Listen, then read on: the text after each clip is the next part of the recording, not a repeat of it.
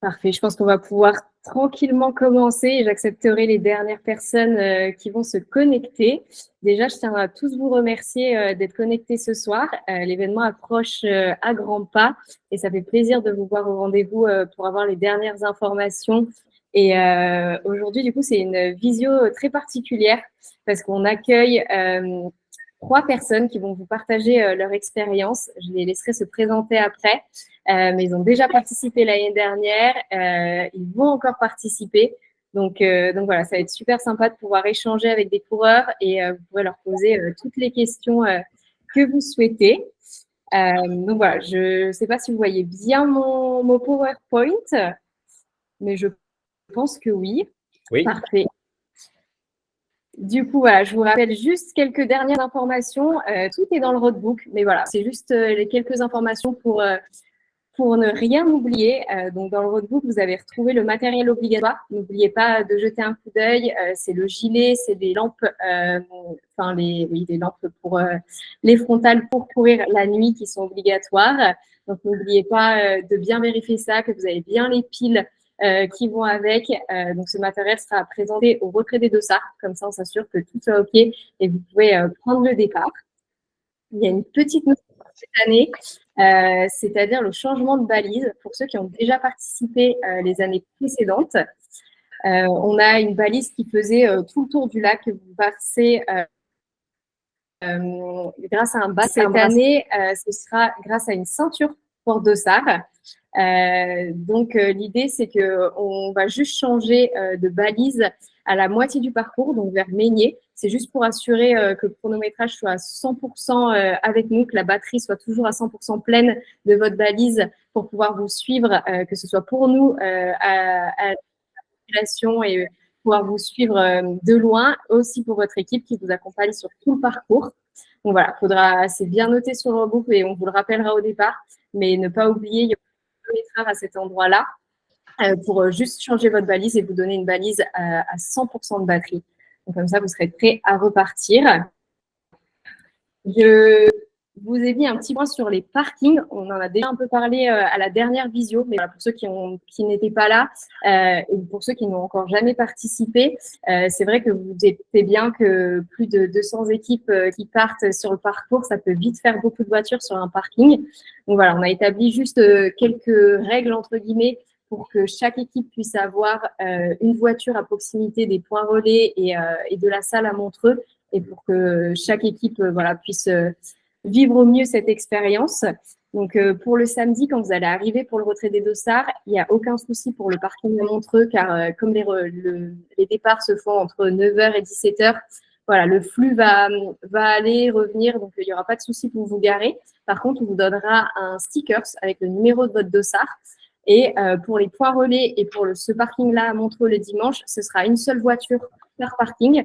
Donc, comme je le disais, c'est vraiment pour permettre à chaque équipe d'avoir au moins un véhicule à proximité et ne pas devoir se garer trop loin. Donc, c'est voilà, juste pour que ce soit un peu équitable sur tous les relais et pour toutes les équipes. On sait que c'est pas facile en fonction des parkings, il y en a plus ou moins grands. Donc, voilà, c'est juste pour essayer de faire au mieux pour tout le monde. Et du coup, j'en profite pour vous dire que on a un lien Maps.me, donc n'oubliez pas de télécharger l'application. On vous donnera un parcours pour les coureurs. Donc, comme ça vous permet en courant de vérifier que vous êtes sur le bon parcours. Et un parcours pour les conducteurs, donc pour la voiture qui suit, car c'est pas le même parcours que le coureur, vous ne pouvez pas le suivre partout. Donc l'idée, c'est vraiment de suivre ce parcours véhicule qui vous permet aussi d'aller sur les parkings des points relais. Parce que pour certains parkings, c'est au même endroit que le point relais. Pour d'autres, c'est un peu à côté parce que c'est plus difficile d'accès. Et c'est pour permettre à tous d'être au bon endroit. Donc, n'oubliez vraiment pas de télécharger Maps.me et surtout d'avoir ce parcours voiture et de le suivre quand vous êtes dans votre véhicule. Ça permettra d'arriver au bon endroit et de ne pas arriver à contresens et de perdre du temps et d'être un peu stressé parce que votre coéquipier va arriver et que vous n'êtes pas en garé. Donc voilà, comme ça sera plus simple pour tout le monde. Il me semble qu'on l'avait annoncé déjà la visio dernière, mais pareil, pour ceux qui ne l'ont pas vu, le thème du carnaval des mates a été annoncé. Cette année, c'est la couleur bleue. Donc, j'espère que pour ceux qui l'avaient vu, vous avez déjà commencé à à réfléchir à vos déguisements. Et en fait, on a hâte de les voir. Je vous rappelle qu'en fait, il y a des photos qui seront prises au départ, enfin avant le départ. Et ça sera la photo qui aura le plus de j'aime. Enfin, ça sera l'équipe avec la photo qui aura le plus de j'aime qui se verra offrir une récompense.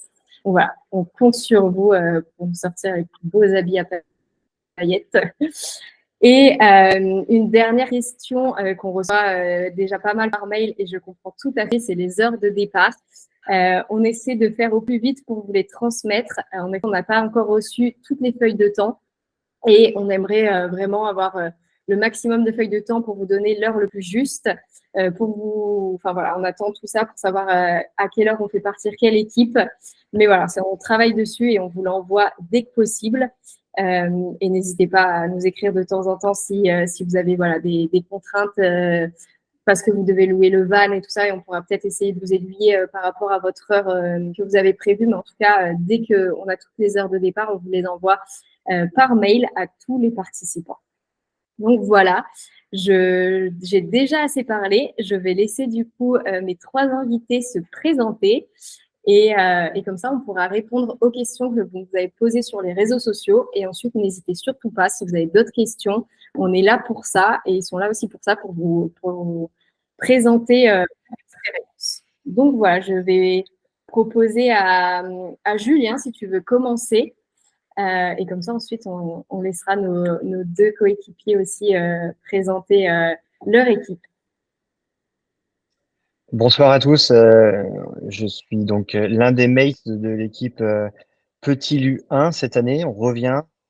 On a participé en 2022 avec une équipe qui venait de Nantes également. Et toutes les personnes qui étaient présentes l'an dernier reviennent. Et on revient avec 3 équipes cette année qui représentent la région Grand Ouest. Parfait, merci Julien. Je vais laisser du coup Francesco ou Nacho, je ne sais pas qui veut commencer. Bonjour à tous, je suis Francesco, je représente Corline, les partenaires titres, mais je vous parlerai plutôt ce soir de notre équipe de coureurs, parce que nous, on adore Runmate, on est très heureux d'aider aussi comme partenaire, mais la chose la plus importante est de faire l'expérience comme coureur. Nous, l'année dernière, on a eu une équipe, c'était la première fois, comme partenaire titre et comme coureur. Et cette année, on va doubler, on aura 2 équipes et on aura 2 équipes de personnes de notre petite boîte. C'est une start-up toute petite. Et on courra ensemble à les clients qu'on a finalement convaincus à courir avec nous. Parfait, super. Bonjour à tous. Bonjour. Moi, je suis Nacho. Je travaille aussi avec Corline et j'ai participé l'année passée, la première fois, avec les seules équipes Corline. Je suis le seul coureur qui n'a pas couru parce que j'étais un petit mal de ma jambe. Et voilà, mais j'ai fait tous les parcours et je n'ai pas m'arrêté de hurler, siffler, danser et supporter l'équipe.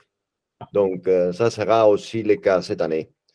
Et on espère l'année prochaine d'être plus présente avec plusieurs des équipes. C'est pour du coup, Nacho, cette année. Tu n'es pas blessé? Et cette année, je suis en récupération. Donc, je suis on dirait l'as. Si quelque chose arrive, peut-être je peux entrer en action. Mais on verra. Mais Nacho organise aussi les toutes petites surprises pour les coureurs. Nous, on fait des petits cadeaux comme Coventant de Corline et Nacho est la personne de notre groupe qui, avec sa créativité, on a une toute petite surprise pour vous aujourd'hui aussi. On va doubler notre target des surprises. L'année dernière, une seule, et cette année 2. Et Nacho, merci. Merci pour ta énergie, ta créativité et pour nous animer à courir pendant 220 km.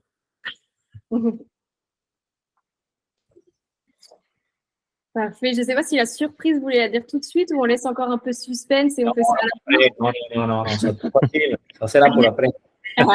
C'est parfait.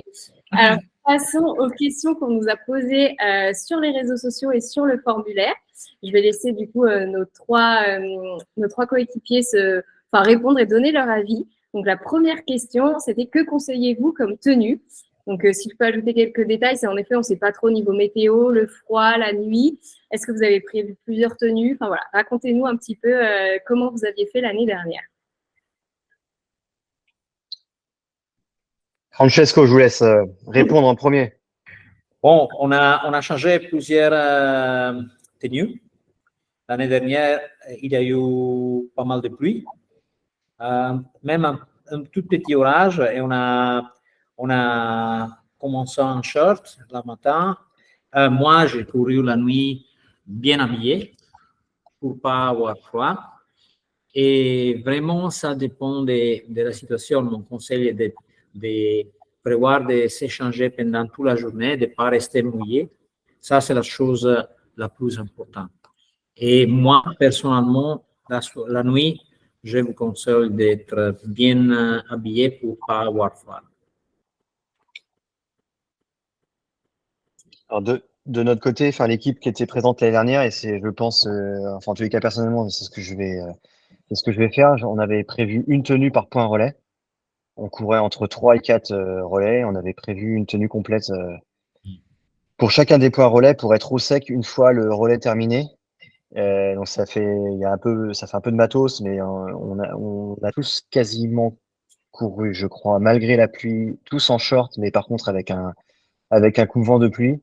Mais on changeait t-shirt et short à chacun des points relais et on avait plusieurs chasubles également au sein de l'équipe pour les faire sécher entre guillemets entre les différents points relais. Et puis comme le disait Francesco, je pense qu'il est nécessaire de prévoir une tenue coup-vent et coup-pluie en tous les cas en cas de mauvais temps et également la nuit, même s'il fait plutôt clair, les nuits sont un peu fraîches là-bas. Et quand on attend au point relais, le coéquipier, surtout dans les petits Lu2, ils vont être particulièrement lents. Je leur conseille malgré tout de prendre des coups de vent en attendant leur collègue qui va arriver derrière. Alors, finalement, si je peux ajouter quelque chose, il faut prévoir aussi dans votre balise, avoir une bonne séparation entre toutes les tenues qui sont déjà mouillées et toutes les tenues qui ne sont pas. Parce qu'à moitié de la nuit, ça peut arriver qu'on est un petit peu fâché parce que tout est mouillé déjà. Et voilà. Donc, on peut se préparer mieux chaque fois. Donc, petit conseil. C'est pas faux, Nacho. Et d'ailleurs, je rajoutais qu'il faut aussi bien s'entendre au sein de l'équipe pour effectivement que les affaires, notamment des personnes qui arrivent de courir, quand ils sont trempés, ils aiment bien se mettre un peu au chaud. Et faut bien effectivement prévoir la transition, les relais. Et nous, ça a très bien marché l'année dernière, mais effectivement, on était plutôt bien organisés. Et c'est vrai que plus on est nombreux dans un camion, plus ça peut être délicat à gérer, et notamment en cas de tenue mouillée.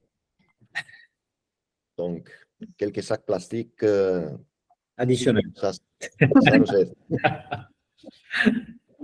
C'est ça, parfait. Ben, on va continuer sur la même dynamique sur l'équipement. Est-ce que vous aviez pris plusieurs types de chaussures? Est-ce que vous aviez un peu analysé par rapport à vos relais, le type de terrain que vous avez? Ou est-ce que vous avez pris qu'une seule paire et ça s'est très bien passé? Je ne sais pas si Francesco, tu veux commencer? Moi, j'ai pris deux.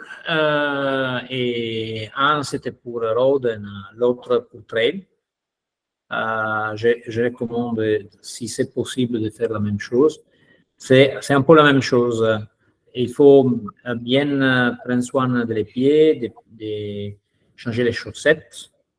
Et en cas de pluie, bien évidemment, les chaussures, ça peut être le cas qu'elles vont être bien mouillées aussi. Pas plus, je pense, parce que dans la voiture, après, il y a un peu de dynamique compliquée à gérer et je pense que ça suffira. Moi, personnellement, j'avais pris 2 paires de chaussures aussi. Alors, par obligation, parce que c'était les seules que je possédais, mais c'était une trail et une route. Je suis pas certain que la trail soit ultra capitale, sauf si le terrain est vraiment très gras. Mais faut regarder un peu la météo les jours précédents. Mais une route ou une chaussure intermédiaire est largement suffisante. Enfin, à mon sens, en tous les cas. Par contre, effectivement, comme le disait Francesco, de changer les paires de chaussettes à chaque relais pour ne serait-ce que la transpiration et l'eau en cas de pluie une nouvelle fois est capitale. Après, il y a 1 ou 2 relais qui sont plus typés trail, notamment le numéro 22. Voilà, après, ça me paraît pas ultra capital d'avoir des chaussures de trail, mais voilà, faut être surtout confort, quoi. Il y a quand même pas mal de routes. Et bon, à la fin, j'ajouterais qu'en dessous de 2 paires de chaussures pour la course, ça va toujours bien d'avoir les sandales ou quelque chose de très confortable pendant le temps que tu restes à la voiture avec l'équipe. Donc, pas besoin d'être préparé pour courir, mais avec une chaussette confortable dans la voiture, ça toujours aide à se relâcher un petit peu. Exactement, on vous en voudra pas pour les claquettes chaussettes dans le van, il n'y a pas de souci, on ne fera pas de photos à ce moment-là pour le challenge. Parfait. Et bah, du coup, passons à la prochaine question. Est-ce que vous vous étiez beaucoup entraîné l'année dernière, mais aussi cette année? Maintenant que vous l'aviez déjà fait, est-ce que vous êtes plus entraîné que l'année dernière? Pas forcément. Enfin voilà, dites-nous un peu. Je présume que c'est pas le seul challenge sportif de votre année. Donc, en effet, je pense qu'il y a bien d'autres entraînements, mais voilà, racontez-nous un petit peu votre préparation. Julien, si tu veux commencer cette fois-ci. Alors l'an dernier, on était, oui, enfin, après ça dépend de chacun, parce que ça dépend des autres objectifs qu'il peut y avoir dans l'année. On n'avait pas forcément entraîné plus que ça, si ce n'est de l'entraînement régulier par semaine, avait raison de 2 ou 3 sorties, je ne sais plus exactement le nombre de kilomètres qu'on avait pu faire chacun de nous. Là, cette année, je ne vous cache pas qu'au sein des équipes qu'il y a dans l'Ouest, on est 3 à se tirer un peu la bourre. Donc forcément, voilà, l'entraînement est un petit peu plus assidu, j'ai l'impression, que l'an dernier. Puisque malheur au dernier des 3 équipes qui partent de Nantes. Donc voilà, je conseille. Enfin voilà, l'idée c'est plus hors de blague de faire 2 ou 3 sorties. 3 sorties, c'est quand même pas trop mal par semaine, avec un peu chemin ou trail, en selon les terrains qu'on peut avoir autour de chez nous, sans avoir une prépa marathon avec des séances de fractionnés ou du spécifique ou autre. Voilà, c'est pas ultra capital, mais voilà, il faut malgré tout réussir à pouvoir être à l'aise sur 20-30 km, sachant que c'est pas forcément les relais, ils sont relativement courts, c'est pas forcément ça qui est le plus difficile à gérer, mais la remise en route de la machine, une fois qu'on a terminé 2-3 relais et qu'il est 3 heures ou 4 heures du matin, qu'il pleut, il va peut-être faire beau cette année, je l'espère, mais voilà, ça peut être des fois un petit peu compliqué de remettre la machine en route au moment où on sort du camion. Donc voilà, c'est plus cette chose-là qu'il faut plus gérer, quitte à faire 2 sorties par jour. Sur les dernières semaines, 5-6 km, ça suffit, mais pas de prépa marathon particulière. Moi, j'ajoute à les commentaires de Julien que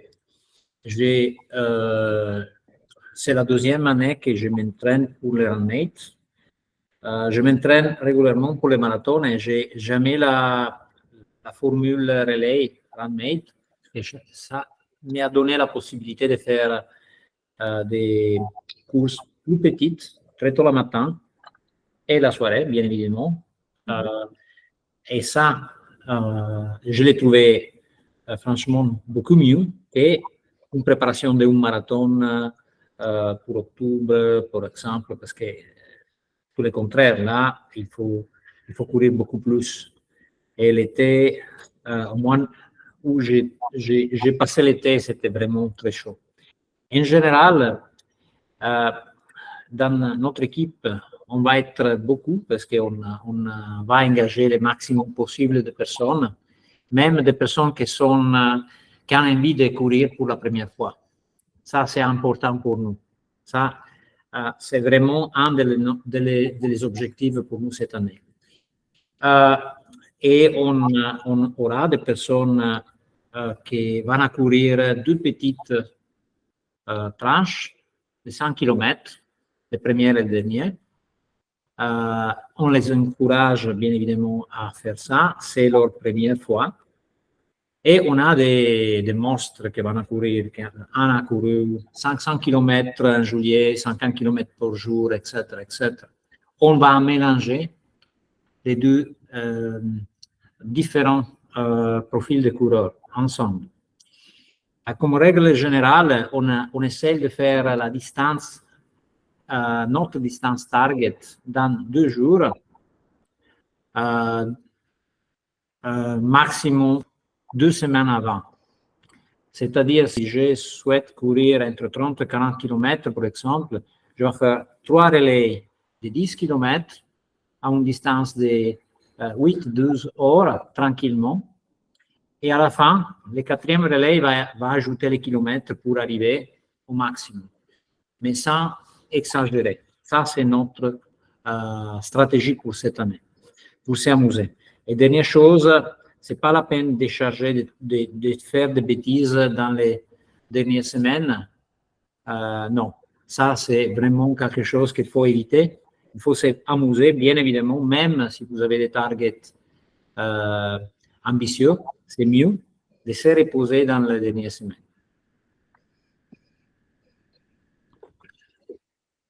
Oui, pas beaucoup plus à ajouter.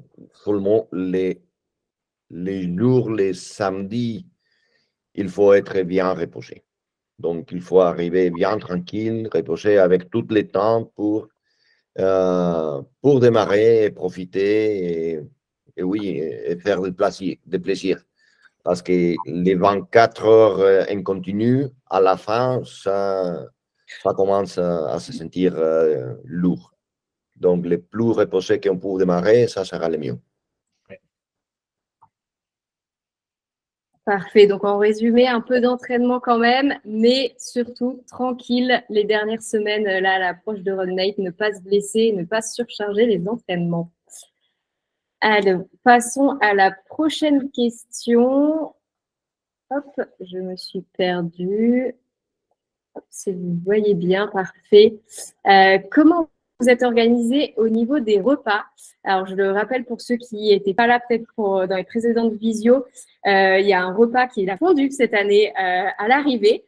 Par contre, il n'y a pas de repas de ravitaillement sur le parcours. Vous aurez quelques snacks à certains endroits. Mais voilà, c'est que quelques snacks. Donc, si vous comptez passer 24 heures, il y a en effet quelques repas à prévoir. Enfin, ça dépend un peu comment vous vous organisez. Et on va justement voir comment nos équipes l'année dernière ont fait pour gérer ça, savoir ce que vous avez mangé, combien de temps avant de prendre le relais, qu'est-ce que vous avez fait aussi comme repas. Voilà, racontez-nous un peu vos meilleures recettes.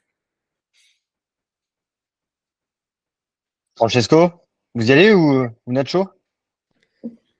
Bon, on peut commencer. C'était une des choses qu'on peut faire mieux cette année. Honnêtement. Parce qu'on a bien nous approvisionné de granola bars et de boissons isotoniques et choses comme ça. Mais à la fin, nous sommes toujours différents. On a un profil de coureurs qui sont complètement différents. On a, comme Francesco a bien dit, on a des bêtes sauvages qui courent et courent et courent sans s'arrêter. Et on a toujours première fois, un petit peu timide, même pas un coureur réalisé. Donc, chacun aussi mange différent. Donc, ce qu'on a fait, c'est d'essayer d'avoir quelque chose. Individuellement, quelqu'un a amené quelque chose et on s'est échappé pendant une relais un petit plus longue pour acheter une pizza au milieu de la journée. Et même que les pizzas n'ont pas arrivé à tous les coureurs, parce que le coureur qui sortait n'a pas mangé rien parce qu'on ne peut pas manger et courir. Donc, on a fait un petit peu de ce qu'on a arrivé à faire, mais on peut améliorer ça. Donc, c'est une chose à mieux planifier cette année. Je ne sais pas, Francesco, s'il y a quelque chose à ajouter pour notre équipe. Quand même, on a survécu. Hein? Oui, bien sûr. Non, manger, c'est pas la chose. C'est important que chaque coureur va manger avant 2 heures quelque chose pour ne pas sentir la fatigue. Ça, c'est une chose. Mais aussi, il y a un côté convivialité que c'est important. Nous, on a coupé l'équipe en deux et on a profité de la journée parce qu'on va là même pour se faire du plaisir. Alors, on a divisé les groupes et on est allé à faire un repas plus important dans les deux équipes pour avoir bien des calories pour arriver à la fin. Un de l'équipe a pris un petit dîner vers 18h, l'autre vers 21h. Et c'était aussi en fonction des objectifs de chaque personne. Mais faites-vous plaisir. Mais vous aviez, du coup, comment vous aviez fait pour séparer les deux équipes? Vous aviez 2 véhicules? Parce que vous les en laissiez au resto? Il y en avait certains qui étaient au resto pendant qu'ils couraient? Non, on s'est organisé, on a laissé des personnes à manger. Oui. On a prévu aussi où aller à manger et on a laissé 3 personnes à manger tranquilles pendant les autres se débrouillaient pour aller chercher les autres, etc., etc. Et après, on a fait la même chose. Mais comment vous avez récupéré ceux qui étaient restés en arrière? Bon, on est resté à proximité des points relais. Hein. On n'est pas parti pour aller dans les endroits possibles. Et ça, il faut planifier. Et comme dit Nacho, on a un peu trouvé la solution de dernière minute. So, il faut prévoir, si vous pouvez, faites-le, où aller à manger et qui et quand. Dans votre plan, ça doit être planifié. Oui, les trains marchent très bien entre Montreux et Genève. On peut trouver, on laisse les trains à Morges, par exemple, et on les récupère à Nyon. Il y a des petites astuces, mais bon, comme j'ai dit déjà, il faut planifier mieux. Et Julien, de ton côté, c'était comment? J'ai cru entendre dans l'oreillette qu'il y a eu des croque-monsieur. Je ne sais pas si c'est vrai. Ah ouais, c'est vrai, ouais. C'est vrai. On a un fabricant officiel de croque-monsieur qui est le capitaine de l'équipe numéro 2 cette année. Et tout le monde se foutait de lui parce qu'il avait fait des croque-monsieur en amont et tout le monde en a mangé. Donc, par contre, effectivement, il faut juste prévoir la bonne prise électrique parce que en Suisse, c'est pas le même modèle que les prises électriques françaises. Mais hors de blague, on avait prévu, en fait, on a fait des courses, toute l'équipe avait fait des courses communes. Chacun donnait ce qu'il souhaitait manger et puis on était 2 à aller faire des courses en amont. Et puis après, chacun pouvait aussi emmener ses propres souhaits de repas en fonction des régimes alimentaires de chacun, végétariens, ceux qui peuvent manger aussi sans gluten ou autre. C'était pas vraiment le cas, mais pour le coup, mais voilà, il y a des gens qui préféraient manger des céréales plutôt que de manger du saucisson, par exemple. Donc, on avait des courses communes, on va dire, et puis on avait notre fabricant officiel de croque-monsieur qui nous a fait des croque-monsieur pour toute la durée du parcours, et qui a fortement plu. Et en fait, l'idée, c'est effectivement de se faire plaisir. On est resté, nous, complètement autonomes. On avait prévu des aliments, repas pour, je pense, faire 4 fois le tour du lac. On est revenu avec beaucoup trop de choses parce qu'effectivement, il y avait aussi les repas, enfin les ravitaillements dont on n'a pas du tout profité sur les points relais. Mais on avait notre ami qui avait créé les croque-monsieur avait également ramené des bonbons. On avait un régime alimentaire qui était très très typé running. On n'avait pas du tout besoin d'isotonique, on avait de la bière qu'on n'a pas bu non plus. Donc voilà. Donc non, mais l'idée c'est plus je pense qu'il faut emmener des aliments sur lesquels on est habitué à consommer sur une épreuve de course à pied pour malgré tout pas être malade. Et puis se faire plaisir. Le sucré et le salé font quand même du bien également pendant la nuit parce que des fois les relais sont un peu longs. Et en fait, on s'alimentait sitôt la fin du relais avec essentiellement, on en parlait l'autre jour, des tucs, des bananes, des croque-monsieur, on en a parlé tout à l'heure, mais et les boîtes de bonbons qu'avait pu ramener Gaël, je crois qu'on les a toutes vidées avant d'arriver à Genève, alors qu'il y en avait 4 ou 5 dans le camion, quoi. Donc voilà, il faut. Après, c'est propre à chacun, quoi. Mais par contre, il faut effectivement emmener de quoi s'alimenter sur ce qu'on aime manger, quoi, pendant une épreuve, quoi. Parce que malgré tout, c'est quand même long, hein, 20 heures d'effort. Ouais, c'est sûr. Mais c'est super intéressant. Vous avez eu un peu de techniques quand même différentes, mais Ah on oui. a quand même des points communs où c'est quand même faire attention à quand on mange et quand même prendre des choses qui nous font plaisir et pas forcément juste des gels isotoniques pendant le tour parce qu'en effet, ça dure quand même, ça peut durer longtemps et il y a besoin de fois de vrais repas. Je vais passer à la prochaine question. Est-ce que vous avez pu dormir pendant ce tour du lac? Est-ce que vous avez alterné les conducteurs? Si oui, comment vous avez fait? Et ouais, est-ce que vous avez dormi ou est-ce que c'était nuit blanche pour profiter à fond et voilà. Si Julien, tu veux commencer? Non, bah, personnellement, moi, j'ai pas dormi. J'ai dû dormir 3, 4, 5 minutes maximum. Après, voilà, j'arrive pas à dormir en voiture. Donc ça, c'est propre à chacun. Oui. Je crois que tous les autres mates ont dû dormir un peu. Alors, ils n'ont pas dormi non plus pendant 3 heures. Par petites bribes, sans doute. Donc, chacun, en fait, trouvait son rythme. On avait condamné, en fait, l'idée, c'était, on avait condamné la banquette arrière du camion pour la préserver pour les gens qui voudraient dormir plus confortablement.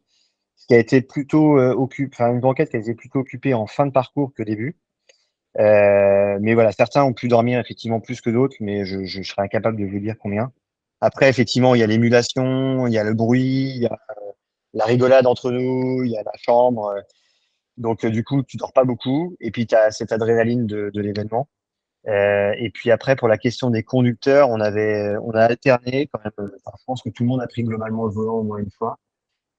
L'idée, c'est que celui qui courait se changeait dans la foulée, et donc se ravitaillait, se changeait, et prenait le volant au bout de 2, 3 relais. Et on avait également alterné le copilote, puisqu'en fait, comme tu disais tout à l'heure, Elena, il y a l'application qu'il faut suivre pour relier le point suivant. Et donc, avec un itinéraire routier imposé.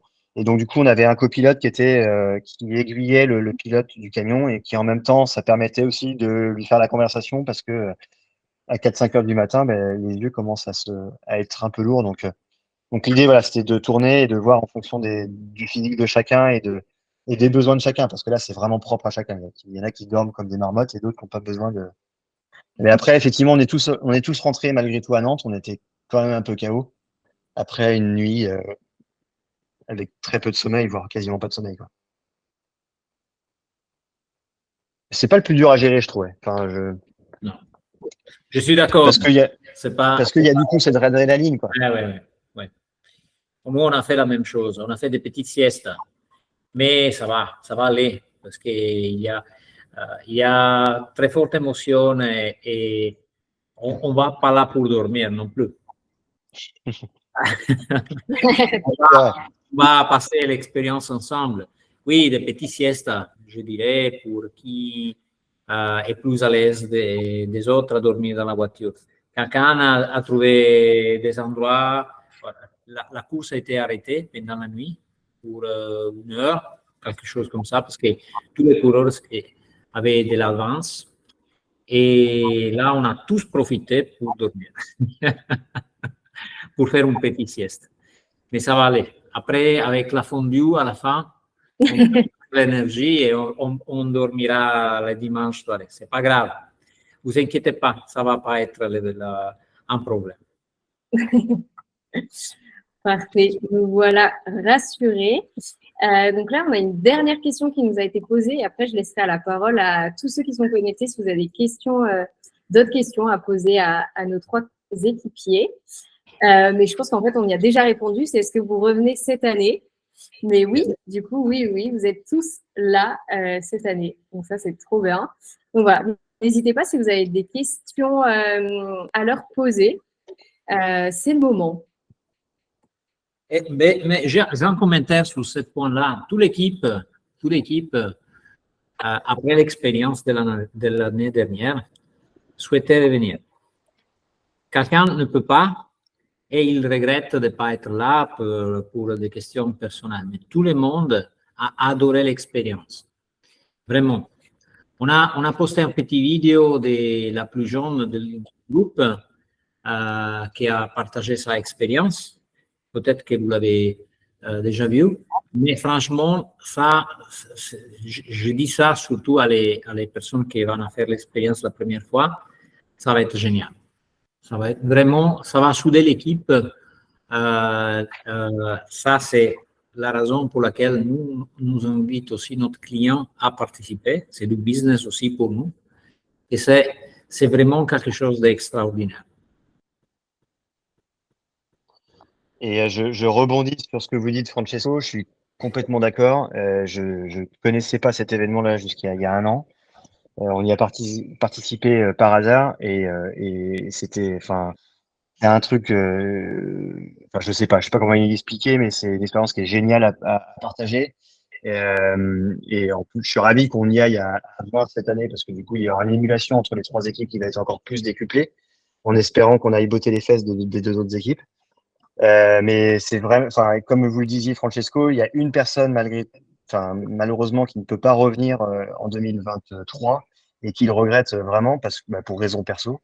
Mais tous ont directement signé dès le 22 ou 23 septembre dernier en se disant l'année prochaine on y revient parce que c'est juste génial. En fait, il y a quelque chose qui se crée.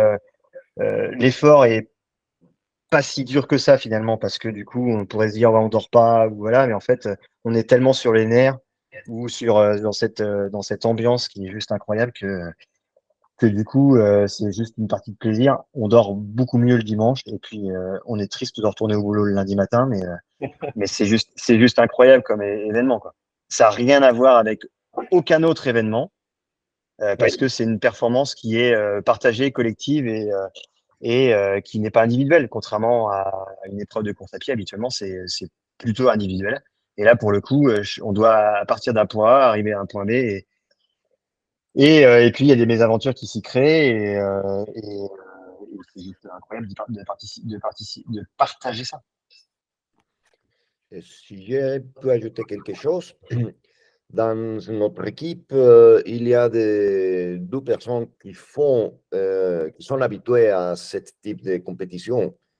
Et un commentaire d'eux, c'était que cet événement autour de Lehman, c'était un des meilleurs événements, tant l'organisation, les paysages et tout ensemble, c'était un des meilleurs événements bien organisés, avec la sécurité, avec les ravitaillements, avec la coordination, avec l'information. C'était génial, c'était génial. Donc pour ça, on revient et eux aussi reviennent avec beaucoup de plaisir. Ça, c'est vrai. Ça, c'est vrai. Et si me laisse, Elena, faire un petit commentaire, un grand bravo à les organisateurs, parce que c'est pas évident organiser un événement comme ça. J'avais peur de me perdre. Et bien évidemment, ça peut arriver, mais c'est très bien géré. Ils sont là pour nous aider. Si on perd la route, ils nous cherchent. C'est fantastique, vraiment. Bravo. Bah, C'est vrai que le balisage sur 220 km, c'est quand même un sacré tour de force. Oui. Parce que effectivement, il y a le fléchage il faut malgré tout rester quand même assez attentif. Je sais pas si messieurs vous êtes d'accord avec moi, mais les petites flèches, il y a des moments où on est un peu moins, comment dire, un peu moins connecté, un peu moins concentré, et pour le coup, ça peut être source d'erreurs sur le parcours. Mais le balisage est très bien fait, et puis il faut aussi se rassurer, c'est que il y a des équipes au PC course, je crois que c'est toujours le même la même idée cette année qui, si on s'écarte du parcours, ils ont des alertes. Enfin, en tous les cas, ils nous voient puisqu'on est géolocalisé et ils nous préviennent. D'où l'intérêt d'avoir des téléphones portables sur nous pour nous dire qu'on s'écarte du chemin. Et donc, pour le coup, franchement, c'est une sacrée grosse machine. C'est vraiment, vraiment génial. Vous n'allez pas regretter. Merci en tout cas à tous les trois. Ça fait plaisir d'avoir ce type de retour. Et voilà, ça pousse à encore faire au mieux pour que votre expérience cette année se passe encore mieux et que vous soyez là encore en 2024. J'ai quelques personnes qui ont levé la main sur le Zoom pour poser la question. Je pense que c'est Karen qui l'a fait en première. Donc, Karen, si tu as une question à leur poser, n'hésite pas. Okay, can you hear? Because I'm in California. Oh, sorry, désolé en français. En anglais, ça ira. C'est pas grave. Oui, j'ai toute mon équipe. Bon, j'ai toute mon équipe. Il y a 0 qui sont online parce que, en fait, nous, on est une équipe de nageurs et ils sont tous au lac en train de nager à ce moment-là. So, moi, j'ai posé des questions. Vous avez plus ou moins répondu un petit peu. Bon, si on change un participant, bon, c'est entre nous. Bon, on a une fille qui avait un peu peur. Maintenant, on a 2 qui a pris les segments d'elle. Mais bon, moi, j'ai 2 de suite, pas de suite, mais j'ai un et puis un autre coureur après moi. So, je crois que c'est logique si je prends l'autre. Mais si on peut changer entre nous, si jamais on redonne le timesheet. L'autre question que vous avez essayé, j'ai vu plusieurs poser le même, c'est moi, je viens de faire le MapMe, en fait, là, mais on ne va pas savoir jusqu'à la veille les parties course, je crois. Oui, exactement. Parce que moi, j'ai un peu peur, comme il vient de dire qu'on va pas se... Moi, j'ai un peu peur qu'au milieu de la nuit, dans le noir, je vais complètement me perdre. J'essaie de regarder un peu sur Google Maps, l'autre côté de lac que je ne connais pas du tout. Et je pense que si au moins je sais les parties je cours, je peux passer en voiture pour savoir pour ne pas se perdre. Vous inquiétez pas, vous n'allez pas vous perdre. Et en fait, je vous explique pourquoi on l'envoie que la veille. Par contre, demain, on va pouvoir vous envoyer dans l'email récap le lien conducteur. Donc, vous aurez déjà ce parcours-là. Mais par contre, le lien coureur, on l'envoie à la dernière minute parce que du coup, on a des flécheurs les derniers jours, les précédents jours avant RunMate qui vont mettre les flèches et la rubalise. Et c'est tout le tour du lac. Vous vous rendez compte, c'est 220 km. Donc, nous, on fait le travail en amont pour être sûr que toutes les routes qu'on a décidé de prendre sont possibles d'être prises, mais on n'est pas à l'abri d'une petite surprise. Et en fait, on préfère avoir vraiment le tracé final. On est sûr que voilà, les flécheurs sont passés sur ce. C'est quoi un flécheur? C'est des personnes qui vont mettre les flèches et les rubalises qui vont indiquer le parcours. Ok, so si on est en train de courir et tout à coup on doit virer un peu droit, il va y avoir quelque chose qui va nous dire. Exactement, c'est ça. Et ça, du coup, c'est des personnes qui travaillent de l'organisation, qui les déposent la veille de la course. Et donc, l'idée, c'est d'être sûr que le parcours soit 100% validé pour vous envoyer le lien et être sûr que voilà, vous n'avez pas l'ancien lien et qu'il y a eu une petite modification et que vous ne l'avez pas vu. Donc, on préfère vous le donner la veille, comme ça, on est sûr que c'est à 100% le bon et puis on est sûr de ne pas vous perdre. Mais vraiment, je pense que voilà, Julien en a parlé tout à l'heure, mais je pense qu'il n'y a pas de raison de se perdre. Et dans tous les cas, si vous décalez un tout petit peu du parcours, nous, on vous appellera et il n'y a pas de souci. Ok, et en fait, si on va, par exemple, au Beaune, à Rolle-Plage, on met sur Google Maps, on peut même voir avec Google Maps un petit peu l'idée de la route, en fait, plus ou moins. Oui, c'est ça. Déjà, avec le parcours conducteur, vous aurez une idée. Et ensuite, l'idée de prendre MapMe, c'est surtout parce que des fois, si vous ne captez pas bien, par exemple, quelqu'un qui n'a pas de réseau en Suisse ou même à certains endroits en forêt où on capte moins bien, MapMe est utilisable sans connexion Internet. Et pareil, vous pouvez, je veux suivre cet itinéraire-là et comme ça, vous suivez. Et si vous avez un doute, est-ce que j'ai bien suivi, j'ai pas vu de panneau, est-ce que je suis bien au bon endroit? Vous n'avez plus qu'à checker un petit peu et vous êtes sûr d'être sur le bon chemin. Ok, sorry, juste vite fait, une dernière question. Le parking à Montreux, vous avez dit que c'est limité. En fait, si nous, on va être les 9 dans une voiture, mais ça veut dire que c'est mieux si on laisse notre voiture un peu ailleurs et on arrive à Montreux avec la voiture qu'on va conduire dedans. C'est ça. Si vous avez des voitures qui ne vont pas bouger du week-end, il y a le parking 3 qui est sur le roadbook qu'on vous a indiqué. C'est un P+R près de Montreux. Et vous pouvez la garer là-bas. Il est payant. Mais voilà, comme ça, vous êtes sûr d'avoir un parking protégé pour tout le week-end. OK, merci. Merci beaucoup. De rien. Il y a Tando qui a levé la main. Bonjour.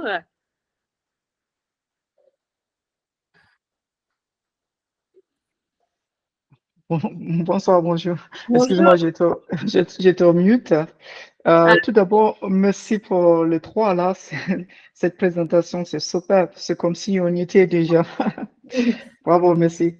Ma question, c'est pour toi, Elena. C'est juste au départ, on va recevoir un carton. Dedans, il y a tout à manger, etc., etc. Je voulais savoir si c'est noté quelque part dans le roadbook pour savoir ce qu'on va recevoir.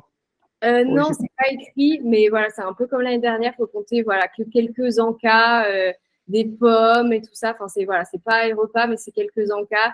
Comme l'année dernière, vous aurez des sirops morants, Ouais. des pommes, et voilà. Mais on l'a pas encore précisé. On laisse un peu de surprise à tout ça. Mais voilà, c'est quelques encas D'accord. pour vous accompagner sur le parcours. D'accord. Juste une question parce qu'ils n'ont se posé, parce que tout le monde maintenant, on veut pas polluer. On voulait prendre les gobelets, mais je dis aux autres, non, on aura les gobelets des Runmade qu'on va utiliser. Oui, Parce que exactement. nous, c'est important si on va pas polluer, on veut vraiment prendre les gobelets, chacun avec son nom, écrire le nom, chacun utilise son gobelet. Ce qui est Ouais. important, c'est évite de jeter les choses partout, etc. En plus, il y a les fontaines, on peut utiliser ces gobelets. C'est un très bon point parce qu'en effet, j'allais le préciser, dans ce pack coureur, il y a un Eco Cup qui vous est distribué et qui est très important pour la bière à l'arrivée. Je pense que ça, tout le monde, enfin personne ne l'oubliera, mais surtout sur les points relais parce que sur les points relais, il n'y a pas forcément de gobelet plastique. Donc l'idée, c'est vraiment essayer de ne pas oublier de prendre votre Eco Cup avec, comme ça vous pouvez vous servir. Et en plus, comme le disait Tando, ça évite les déchets de prendre un gobelet plastique à tous les points relais. Là, vous êtes avec votre Eco Cup et comme ça, c'est tranquille. Et puis, c'est bien le vôtre. Comme, voilà, vous mettez votre nom dessus et celui-ci sera distribué du coup au retrait des dossards. D'accord. Bon, c'était bêtement juste ça. Merci pour tout.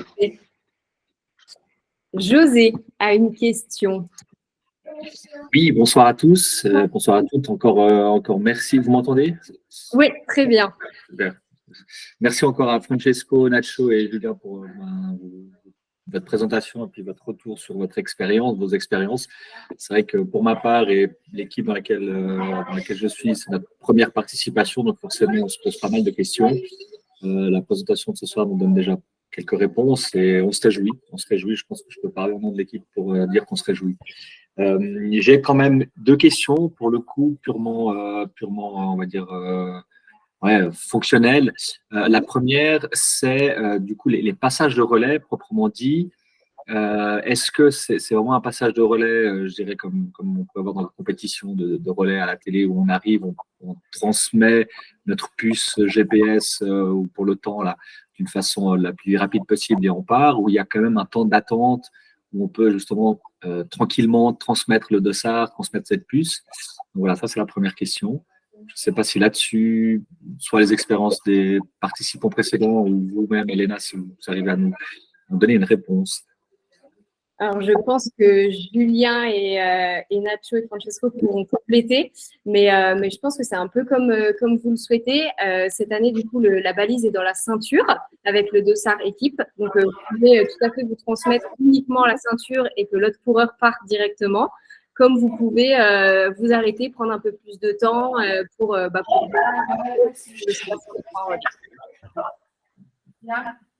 D'accord, donc si par exemple, voilà, on met disons 5 minutes à faire cette passation de relais, il n'y aura pas de malus au niveau du temps global de la course de l'équipe. Si, enfin, le temps, tous les temps sont compris. C'est-à-dire que si vous arrêtez 5 minutes, le temps continue de tourner. En fait, il n'y a pas d'arrêt du temps au point relais. Après, ça dépend de la stratégie de votre équipe, mais je sais que nous, on a une équipe où on a un relayeur qui est très lent sur les transitions. Le créateur des croque-monsieur. Et ce monsieur-là, il met 5 ou 10 minutes sur des relais, mais c'est décompté du temps de l'équipe. Donc, c'est pour ça qu'on l'a viré de notre équipe. On l'a mis dans la deuxième. Mais voilà. Donc après, vous pouvez prendre le temps que vous voulez sur le relais. Si vous voulez jouer la gagne, ben, il faut être le plus efficace possible. Alors après, il y a aussi un autre point où on a vu un bug l'année dernière sur la balise, et c'est vrai que il faut surtout pas la mettre dans un sac à dos, je crois. C'est ça, il est là. Donc là, c'est très bien s'il est sur une ceinture. Oui, c'est ça. L'idée, c'est juste que ce soit pas recouvert dans un sac à dos ou bien empilé sous 3 tonnes de t-shirts et de vestes. Mais là, dans cette année, c'est dans la ceinture. Donc, vous n'avez pas à vous en soucier. Vous passez juste la ceinture à votre coéquipier et c'est tout. Ça, c'est cool. D'accord, merci. Donc, et le dossard, donc avec les numéros, ça c'est quelque chose, il y en a un pour tous les gens de l'équipe, enfin, voilà, un par équipe, ou il y en a, si on est 9 dans l'équipe, il y en a 9. En fait, il y aura un dossard par équipe, celui qui est sur la ceinture, et ensuite il y aura un dossard par personne avec le nom de l'équipe. Il n'y a pas vos prénoms dessus, mais il y a le nom d'équipe, mais vous en avez quand même à chacun. Très bien, merci beaucoup. Et alors, du coup, deuxième question, et ensuite je lâche le crachoir. J'avais un doute, on avait un doute au niveau de la fondue. Donc, à l'arrivée, cette fondue-là, c'est quelque chose, comment dire, c'est un repas qui sera pris un peu, disons, de façon conviviale, tous ensemble sous une tente, une grande salle, où chaque équipe repart avec son sachet de fondue dans son coin et s'organise de son côté. Alors, du coup, l'idée, c'est vraiment d'avoir ce repas convivial, vraiment de fin d'événement. Donc, en fait, à Montreux, c'est une grande salle couverte, donc vous serez au chaud, avec plein de tables. Et l'idée, c'est que voilà, quand vous avez passé votre ligne d'arrivée, que vous avez pris une douche si vous souhaitez prendre une douche, que vous êtes fait masser si vous avez envie de vous faire masser, et bien ensuite, vous pouvez aller récupérer votre fondue. Donc, il y aura l'équipe Wismüller qui sera là pour vous distribuer votre sachet de fondue en fonction du nombre de personnes que vous êtes dans l'équipe et les cathlons pour préparer votre fondue et qui seront là aussi pour vous aider si vous avez besoin. Mais non, l'idée, c'est de passer le moment ensemble dans la salle. Super, merci beaucoup. Donc, j'ai fini avec mes questions. Je vous remercie pour ces réponses et on se réjouit d'y être. Merci. Moi aussi, parfait. Il me semble que Tando a une autre question.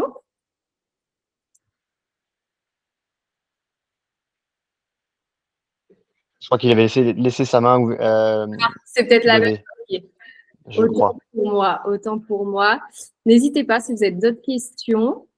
Je regarde un peu sur le chat. J'ai ma collègue dans l'ombre qui répond aux questions directement. J'ai Julie qui a une question. Bonjour Julie. Bonjour. Tout à l'heure, vous aviez parlé d'une douche. Ça serait possible où? Du coup, il y a des douches qui sont possibles à Montreux, c'est sûr, à l'arrivée au départ. Et ensuite, sur le roadbook, on vous a mis un tableau, alors qui, je suis d'accord, n'est pas très visible comme ça, mais si vous téléchargez le roadbook, normalement, il est mieux. Mais dans tous les cas, demain, on vous fait un email récap et on vous le remet en PDF, comme ça, vous verrez tous bien. Et on a décrit un petit peu ce que vous avez sur chaque point relais. Et en effet, certains points relais ont des douches. Donc voilà, vous pouvez juste vérifier là où vous voulez le faire, mais en tout cas, à l'arrivée, c'est sûr. Ok, super, merci. Et j'avais vu la question passer au niveau des prises. C'est pareil. On a indiqué dans le tableau s'il y a des prises, s'il y a des petites collations, du café, du thé, des massages aussi. Il y en a, par rapport, c'est aussi une nouveauté. L'année dernière, il y en avait à l'arrivée, mais là, cette année, il y en a aussi sur le parcours. Donc, pareil, je pense que c'est un truc à prendre en compte dans votre stratégie, savoir peut-être à ce relais-là, on va passer plus de temps qu'à un autre.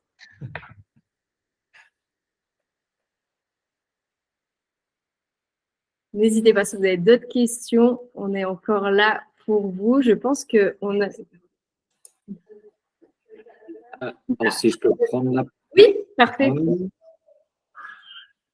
Vas-y, José. D'accord, pardon. Merci. Concernant ce point des massages, donc oui, c'est vrai qu'on voit qu'avec certains relais, il y en a, c'est chouette. Est-ce que c'est quelque chose où il faut s'annoncer avant pour une sorte de rendez-vous ou un ticket comme à la boucherie, ou premier arrivé, premier servi? Comment vous voyez la chose? C'est ça, l'idée c'est premier arrivé, premier servi. Surtout sur les points relais, en effet, je pense que ça dépendra un peu du trafic. Mais par contre, à l'arrivée, ce sera voilà, premier arrivé, premier servi. Vous prenez une petite douche et ensuite vous pouvez y aller sans souci. Merci.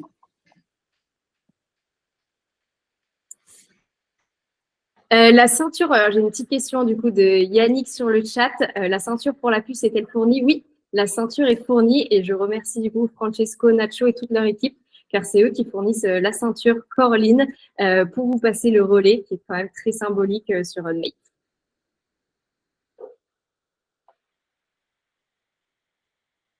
Est-ce qu'il y a d'autres questions? On est combien d'équipes, Elena? On est à peu près 160 équipes pour le moment. Ouais, comme l'an dernier, quoi, globalement. Oui, c'est ça. En tout cas, à la même date à peu près, oui.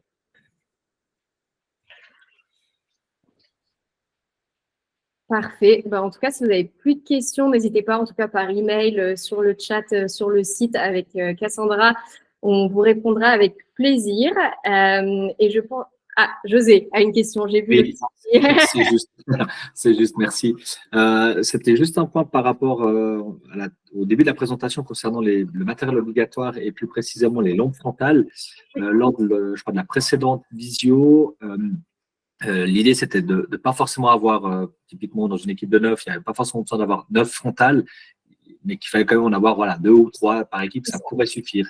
Est-ce que c'est en ordre ou tout d'un coup, il pourrait avoir justement un malus ou être péjoré si on n'a pas 9 frontales?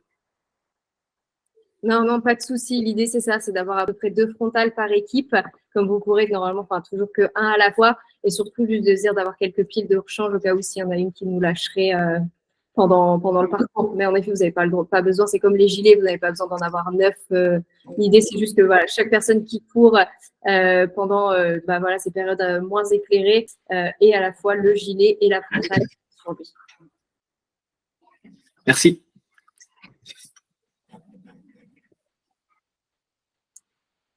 Parfait. Alors, je tiens encore à remercier déjà tout le monde d'être là. Attendez, pardon, j'ai une question. Il y a Gaëlle qui a fait, je ne sais pas, Julien, si tu as vu, je pense que c'est pour toi plutôt, mais… Ouais, qui commence déjà par courir à pied. Un jogger comme lui, c'est notre fabricant de croque-monsieur, Gaël Rocu. Mais c'est un plaisir de courir avec lui. Vous n'avez pas besoin de radio quand vous courez. Il vous fera la causette, il va vous expliquer. C'est une visite guidée, Gaël. Et en fait, on est dans 2 équipes opposées. Donc, en fait, on se tire la bourre un peu depuis quelques jours. C'est beau. On se charrie un peu. Mais c'est pas un coureur à pied. Donc, voilà, qui commence déjà par commencer à courir. Et puis, on en reparlera. Et petit Luin finira devant petit Lu2, c'est sûr. Je regarderai ça attentivement. Le 24 septembre, exactement.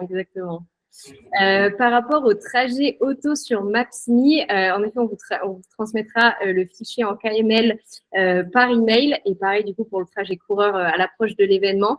Et on vous a tout détaillé et on pourra vous le remettre pareil dans l'email de demain.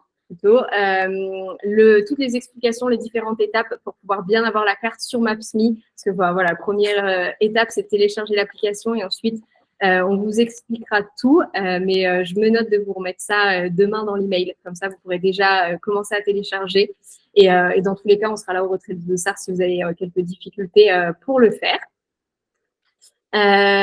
Par rapport aux horaires de départ, en effet, on en a parlé un petit peu au début, mais voilà, on attend encore quelques feuilles de temps pour pouvoir compléter et être sûr de nos horaires de départ, mais en tout cas, on vous les transmet par email dès que possible. Et voilà, je pense que c'est tout. N'hésitez pas, comme je le disais, par email, on est toujours disponible pour répondre.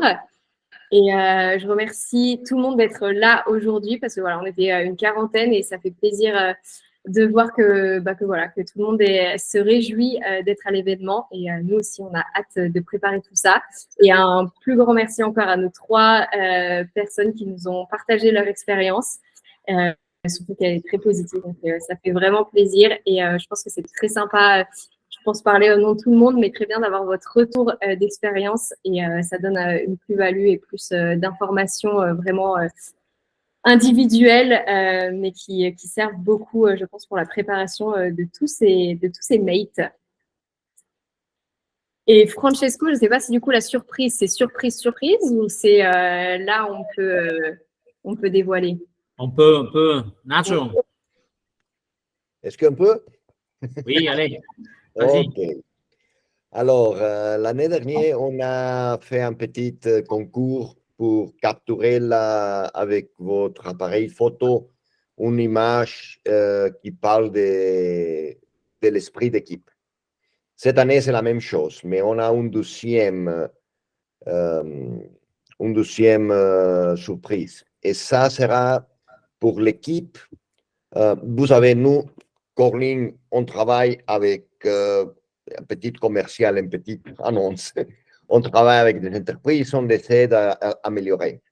Et on les aide à améliorer sur toute la chaîne commerciale, des fournisseurs jusqu'à clients. Alors, c'est très important de faire les relais comme il faut. Et ça, le lien avec les roadmates.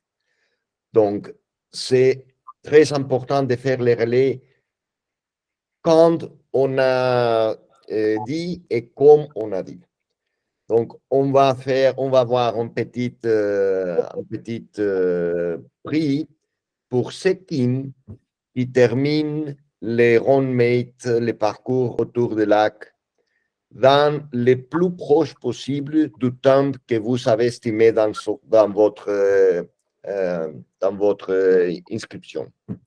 Donc, si vous avez dit on va terminer à 22h17 et vous arrivez à 22h17, vous êtes très proche d'être les gagnants. OK? C'est très important. C'est très important pour l'organisation, pour la demande, même dans le business, de faire des prévisions correctes. C'est notre petit geste additionnel. Au dernier minute, on a décidé d'ajouter cette deuxième surprise et on espère d'aider l'organisation aussi, Elena, à animer les équipes parce que nous aussi et beaucoup des autres équipes ont fait leur plan d'une façon très conservative. Et c'est raisonnable, non? Je ne sais pas quoi faire, etc., etc. Mais après, qu'est-ce qui s'est passé l'année dernière? Que tout le monde a pris de l'avance. Après, les organisateurs ont dû arrêter parce que les bénévoles ne peuvent pas être partout. Il y a 220 km à couvrir, beaucoup de relais. Il faut prévoir tout ça. Alors voilà, on va voir si qu'est-ce qui va passer cette année-là. Et nous, on fera notre petit geste pour les plus fiables. En effet, pour ceux qui étaient déjà là à la dernière visio, quand on parlait justement de ces feuilles de temps, c'est vrai que on sait très bien que c'est pas du tout simple à remplir, que c'est même très compliqué d'estimer à combien on va courir sur le parcours, mais c'est vrai que pour nous, c'est essentiel pour garantir la meilleure expérience pour vous et garantir la sécurité aussi de tout le monde, qu'on ait les signaleurs qui soient prêts quand vous allez passer, les bénévoles au point relais. Donc voilà, ça nous fait vraiment plaisir d'avoir ce petit cadeau supplémentaire de la part de Corline pour vous challenger là-dessus et pour essayer de faire au mieux pour que tout se passe bien. Et du coup, j'en profite s'il y en a des derniers retardataires qui ne nous ont toujours pas envoyé leur feuille de temps. Dès que votre équipe est complète, n'hésitez pas à nous l'envoyer en format Excel par email. Et comme ça, on va pouvoir finaliser les horaires de départ et vous envoyer tout ça. Voilà, en tout cas, s'il n'y a plus de questions, encore merci à tous. Et voilà, et puis on se verra en tout cas le 23 et le 24 septembre à Montpellier.